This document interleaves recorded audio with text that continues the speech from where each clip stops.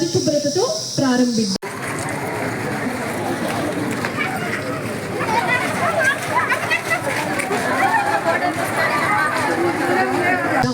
అన్న థీమ్ని మనకి జనవరి నెలలో ఇవ్వడం జరిగింది.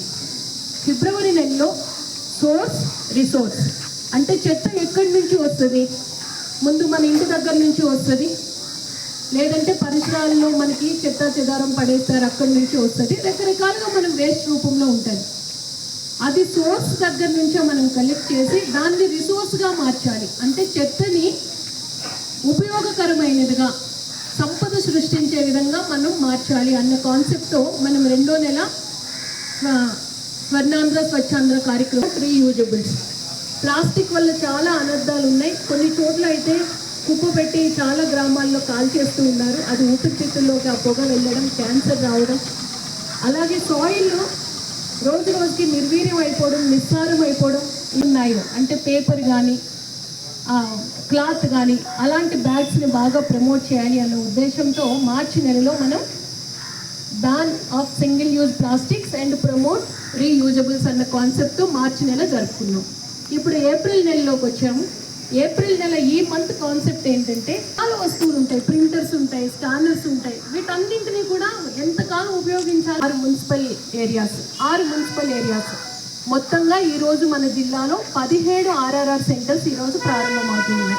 అందరిది స్కూల్ మనందరిది, హాస్పిటల్ మనందరిది, ప్రతి కార్యాలయం మనందరిది, డ్రైన్ మనది, ఏదైనా వెటర్నరీ హాస్పిటల్ ఉంటే అది మనది. సో ప్రతి ప్రభుత్వం సంబంధించిన పైసా మనం ఖర్చు పెడుతున్నామంటే అది మనందరి బాధ్యత ఉంటుంది. సో ఇంటిని ఎంత బాధ్యతగా నీట్గా పెట్టుకుంటామో మన అన్న భావన కలగాలి. ఈ పరిసరాలను కూడా అంతే ఎక్కువగా జాగ్రత్త పెట్టుకోవాలి.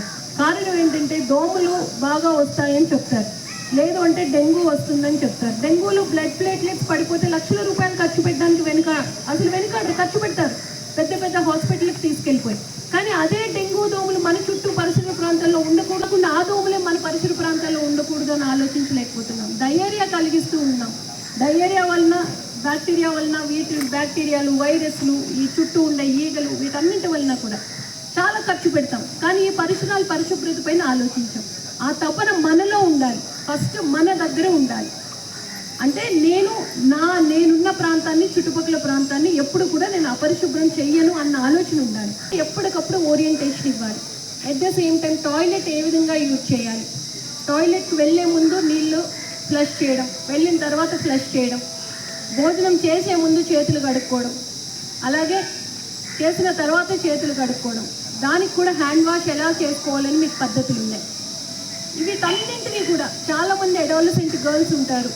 సో వారు ఏ విధంగా శానిటరీ నాప్కిన్స్ ఉపయోగించిన తర్వాత ఏ విధంగా వాటిని డిస్పోజ్ చేయాలి, యూరినరీ ప్రాబ్లమ్స్ రాకుండా, గైనిక్ ప్రాబ్లమ్స్ రాకుండా ఆడపిల్లలకి ఏ విధంగా మనం ఓరియంటేషన్ ఇవ్వాలి, వీటన్నింటి గురించి కూడా మనం ఓపెన్గా మాట్లాడగలగాలి. ఓపెన్గా ఎంత మాట్లాడితే అంత ప్రజల్లోకి విస్తృతంగా పిల్లల్ని ఈ దిశగా మనం మళ్ళిస్తే వాళ్ళకు కూడా పర్సనల్ హైజీన్ పైన, సరౌండింగ్స్ హైజీన్ పైన ఎక్కువగా పట్టు వస్తుంది.